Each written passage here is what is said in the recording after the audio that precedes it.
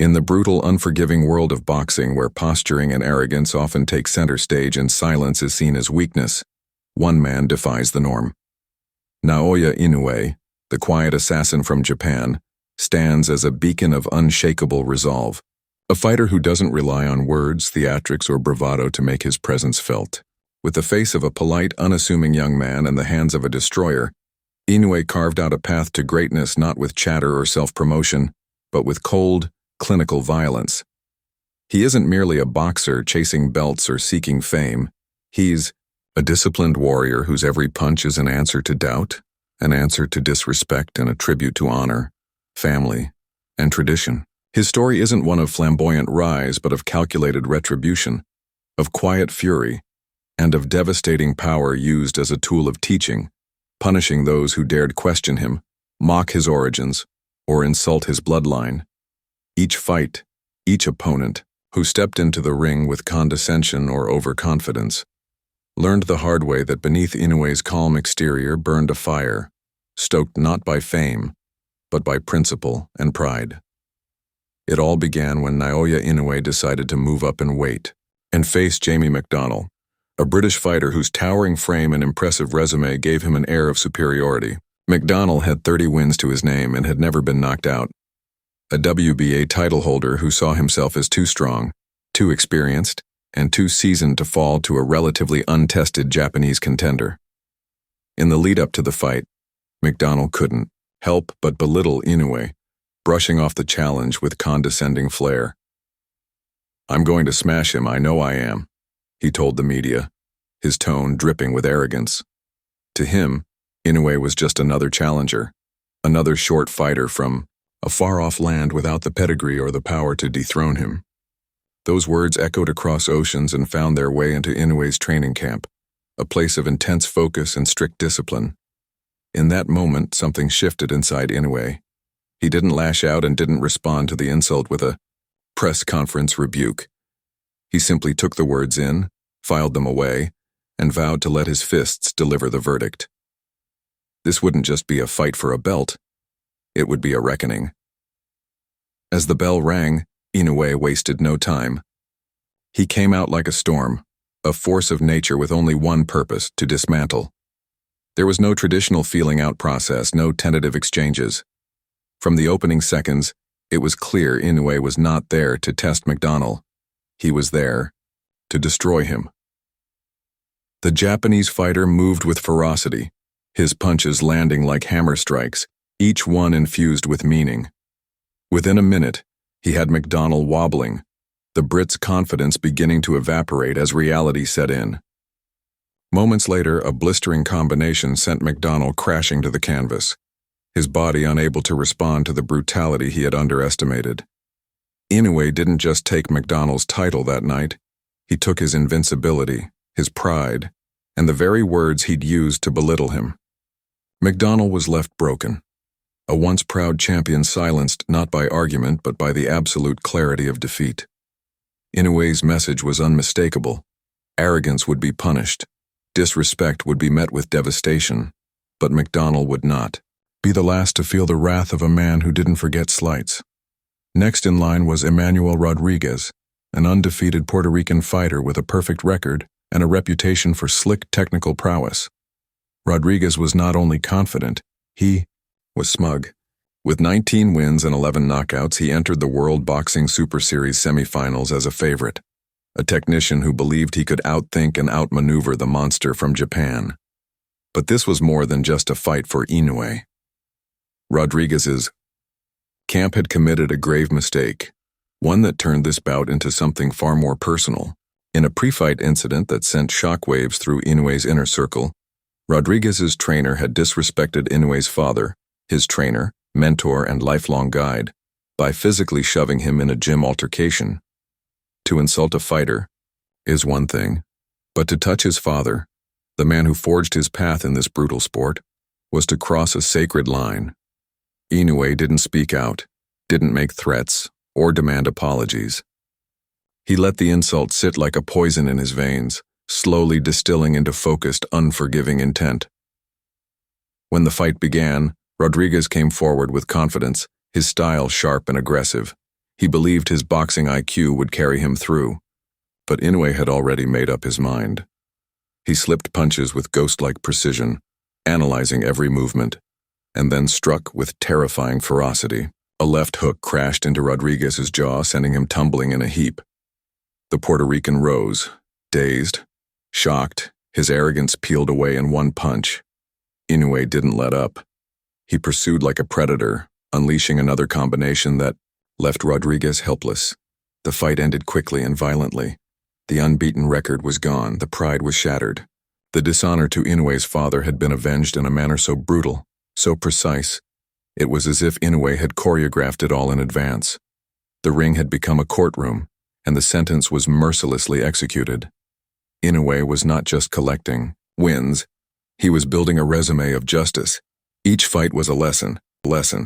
Each opponent is a case study in what happens when you disrespect a warrior who believes in silence, honor, and relentless punishment. Antonio Nieves was another such opponent, a talented American fighter with a solid record who made the mistake of doubting Inoue's pedigree. Before their bout, Nieves scoffed at Inoue's accomplishments, claiming the Japanese star had never faced real competition. Has he really been tested? All his fights have been in Japan. Let's see what the hype's all about. Nieves sneered, setting the stage for another humbling. From the opening round, Nieves realized he was not fighting a hype machine. He was fighting a machine built to end hype. Inoue didn't chase or brawl. He stalked. His footwork was calculated, his jab precise, and his counters explosive. Nieves ran, he circled, and he tried to jab and move, but nothing worked. Inoue closed the distance like a hunter tracking prey, and every time he struck, Nieves felt it in his soul. The punishment was unrelenting, round after round, and by the sixth, Nieves' corner had seen enough. They threw in the towel, choosing mercy over further humiliation. Nieves never saw it coming, the realization that Inoue's calm demeanor hid a killer's instincts. Another doubter silenced. Another skeptic made a believer. And then there was Warlito Penas, a veteran Filipino fighter with more experience but far less respect. Penas didn't just doubt Inoue, he mocked him. He treated the rising star as a novelty act, someone riding a wave of national hype rather than true skill. In pre-fight events and interviews, Penas made jokes, danced, and brushed off the threat. He laughed, he smirked, and he showed the world what it looked like to poke a volcano. Inside the ring, Inoue said nothing. He merely observed. And then, when the time was right, he erupted. The first few exchanges were all it took. Inoue saw every flaw, every gap in defense, and he struck with purpose. A thunderous right sent Penas sprawling. He rose defiant, still trying to smile, but Inoue had already seen enough. He attacked with the force of a tidal wave, and the referee had no choice but to stop the slaughter. Penas didn't just lose, he was erased. Every taunt, every smirk was answered by the brutal truth of Inoue's fists. Koki presented a different challenge, a Thai fighter known for his granite chin and fearless approach. Koki didn't mock Inoue publicly, but inside the ring, he smirked and gestured, daring Inoue to try and break through his defenses. It was a psychological play, an attempt to rattle the calm Japanese fighter. But Inoue doesn't get rattled. He responds. What followed was not just a fight, but a dissection. Inoue attacked every inch of Koki's body, breaking him down like a master surgeon dismantling a patient. He jabbed, hooked, ripped the body, and punished with uppercuts. The Thai warrior, once so defiant, began to wither. Each round chipped away at his resolve, and eventually his fabled chin gave out. A single picture-perfect punch flattened Koki, and the arena held its breath. Then, as the fighter crumpled, the crowd erupted, not in celebration, but in awe. It wasn't just a knockout, it was a revelation. No one, no matter how tough, could stand against this calculated fury. These were not isolated incidents. They were chapters in a greater saga, a tale of a man who made a mission out of transforming disrespect into destruction. And through it all, Naoya Inoue never changed. He never gloated, never raged, and never spat back at critics. In press conferences, he bowed. In interviews, he answered softly. He remained the picture of humility, his eyes betraying none of the rage that smoldered within.